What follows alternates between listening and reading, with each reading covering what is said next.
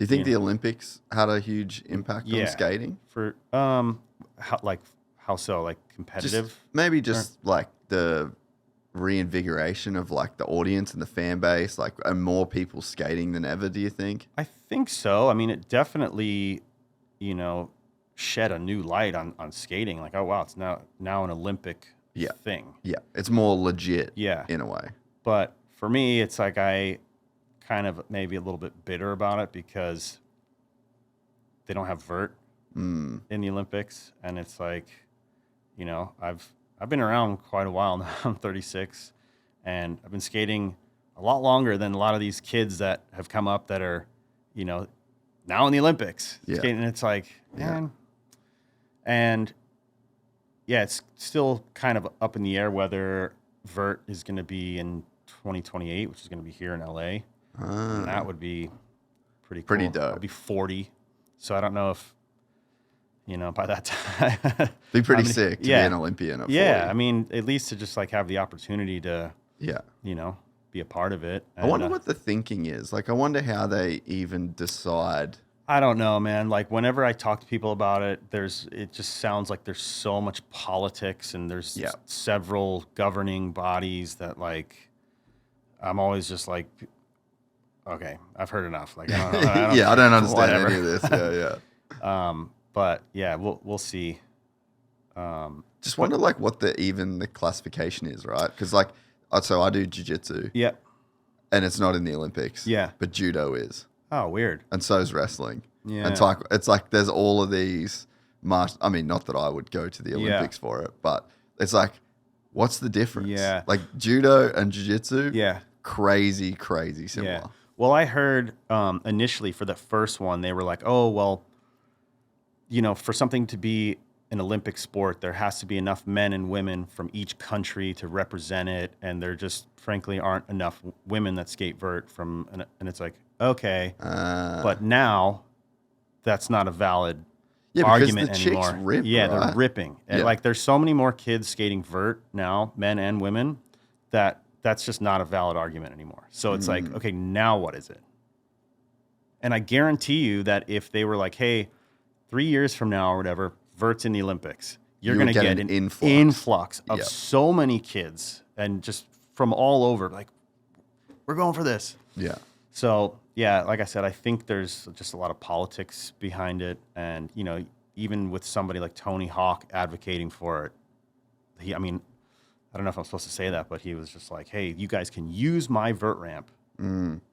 Like, what, like, what do you need? What do you need? Yeah. And let me help. Help me help you. I don't know. It's like, okay. So yeah, a little frustrating, but I guess on the flip side, also, like, I've seen maybe like a different side that it just seems like so competitive, where like there, obviously there's competitiveness with X Games, but there was like a new side that I kind of saw from the outside looking in, being like, ugh, maybe I don't want anything to do with that. Yeah, this doesn't feel like skating. No. Yeah.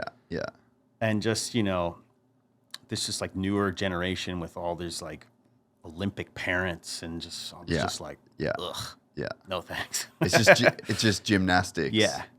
With a skateboard. Yeah. And it's like that. Coaches. Yeah. Like, wait, we have coaches now? Yeah. What the fuck? Yeah. And then it's like looking at somebody's like, you're a coach? I'm like, fuck, maybe I could be a coach. I think I could be a coach. Who the fuck are you? So. No, it's true. It's a weird thing when a sport that has such a core, like, it wasn't a sport. Yeah. Like, really. Right. It was a lifestyle. Yeah. And it was a thing that people... Yeah, a lifestyle is probably the best way to say it. Yeah. And then you commercialize that lifestyle. Yeah. And to do that, you have to have like this quantifiable thing, like there's a start and a finish. Yeah. There's a beginning and an end. Yeah. This trick's worth this much. Okay. Yeah. I understand it. These people understand it. Yeah. Yeah. But that's not how the thing started. Yeah. For sure. Yeah, I mean, there's sides to competing that I don't really like, but I guess fortunately or unfortunately, however you want to think of it, especially being like a vert mega guy, I kind of rely on, contests and energy drink sponsors. And I think, if that weren't a thing, I don't know how I would be able to make a living skating and only focus on skating, which is like, I'm beyond grateful for that. And I trip out on it all the time that I'm still able to do it at this age for how long I've been doing this.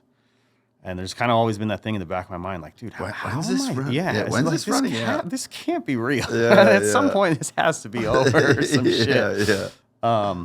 So yeah, I've gone back and forth with contests, being like, I'm so over this, whatever. But I feel like the last, the last little bit, I've kind of just, really just been like, okay, I'm just so grateful that I still get to do this and travel to places like Japan and whatever. So, because there are, I guess, frustrating parts of contests. I think more so just from myself, like the pressure that I put on myself, and especially with skating vert, because I haven't had.